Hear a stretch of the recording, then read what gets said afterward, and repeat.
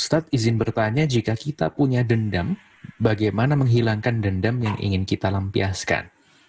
Bagaimana cara menghancurkan jimat atau jin? Nah, ini dua pertanyaan berbeda. Yang pertama, bagaimana menghilangkan dendam? Dan yang kedua, bagaimana cara menghancurkan jimat atau jin? Ya, maksudnya jimat. Baik, kami persilakan Ustadz Lukman. Ya, bagaimana menghilangkan dendam. Jadi untuk kita yang mempunyai perasaan dendam, itu kita yang jelas harus kumpul dengan orang-orang soleh, kemudian kita ngaji yang kaitannya dengan bab tentang penyakit-penyakit hati, termasuk di dalamnya adalah dendam. Yaitu kitab-kitab yang kaitannya dengan tazkiyatun nafas, pembersihan jiwa. Jadi sebelum kita apa manfaatnya dendam? Jadi secara zahir dulu, bahwa orang yang gampang jengkel, pendendam, dan sebagainya itu tidak ada manfaatnya.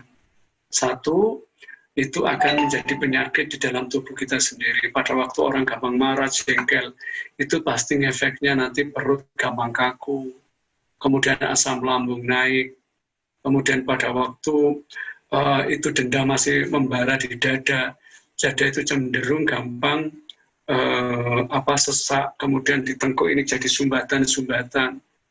Nah, itu pahami seperti itu. Terus ingat ya bahwa orang yang gampang jengkel, dendam dan sebagainya, gampang pemarah dan sebagainya, itu dampak buruknya adalah banyak. Antara lain adalah, maaf kita bukan nyalahkan siapapun, dan mudah-mudahan kita berdoa dijauhkan dari seperti itu. Maaf kalau ada saudara kita, keluarga kita, atau siapapun yang kena sakit-sakit yang cenderung adalah stroke dan sebagainya. Coba itu baca. Pasti dia sendiri itu di dalam masalah psikologinya bermasalah.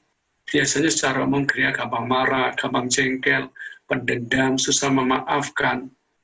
Ini rata-rata seperti itu. Pada waktu orang itu hatinya lapang, mudah memaafkan, mudah memaklumi, insya Allah tidak akan sampai kena dendam.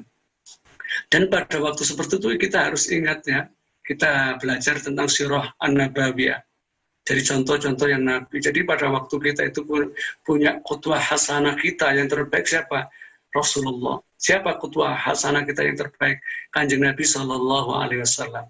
Bagaimana pada waktu Nabi dakwah, ya, kemudian dilempari, pada waktu di Taif dilempari, pada waktu Nabi sujud, kemudian dikasih tai onta, pada waktu Nabi di bawah pohon kurma pernah dicekik dan sebagainya.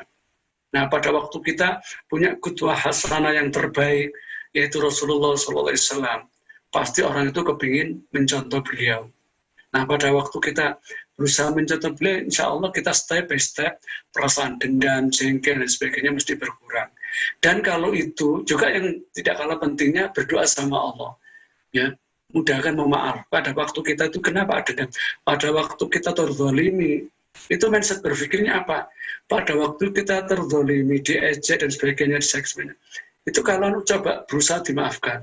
Pada waktu kita disakiti, zalimi, satu, kita dapat pahala.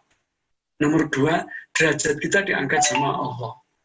Ya, jadi derajat kita diangkat sama Allah. Dosa kita diampuni sama Allah. Pada waktu orang paham seperti ini, insya Allah, di dalam kehidupan itu, insya Allah tidak akan terlalu gampang untuk dendam. Dan kalau kepingin ruqyah mandiri itu adalah tema-tema di dada. Ya Allah, nanti insya Allah penjelasan yang lebih detail pertemuan yang datang. Jadi dimintakan ke Allah, ya Allah, yang hati saya gampang dendam, gampang ingat orang tertentu itu, ya Allah, keluarkanlah dari tubuh kami. Karena tidak ada dosa, kecuali di situ juga ada campur tangan setan. Mintakan ke Allah. Kita ruqyah mandiri, terutama tema-tema dada kiri. Yang di dada kiri ya Allah, yang di dada yang gampang jengkel, gampang dendam ya Allah. Nah, pada waktu kita istighfar, minta sama Allah, nanti pusing, mual. Nah, setelah itu Allah keluarkan. Jadi seperti itu. Akhirnya Rasul. Iya, baik. Alhamdulillahirrahmanirrahim. Jadi memang berkaitan dengan kehidupan kita, lingkungan itu sangat menentukan habits kita, ya. Banyaknya amalan wajib dan nafilah yang kita kerjakan itu memang menjadi sarana untuk melembutkan hati, ya. Jadi ketika hati kita lembut, tidak keras begitu ya, kita akan lebih mudah memaafkan seorang, mengikhlaskan sesuatu, misalnya kita mengalami kehilangan atau kemudian kita mengalami hal-hal yang tidak mengenakan bagi kita, maka kita akan lebih mudah untuk mengikhlaskan itu, ya, maafkan, sehingga kita tidak muncul dalam hati kita rasa atau sikap dendam. Nah, ini luar biasa sekali, jazakallahu khairan katsiran. Ustadz Lukman, ya ini pengingat juga bagi saya dan juga pemirsa, ya. Jadi hati-hati kalau misalnya ada hal-hal yang kurang mengenakan, kita harus belajar untuk mudah memaafkan dan mudah mengikhlaskan. Baik.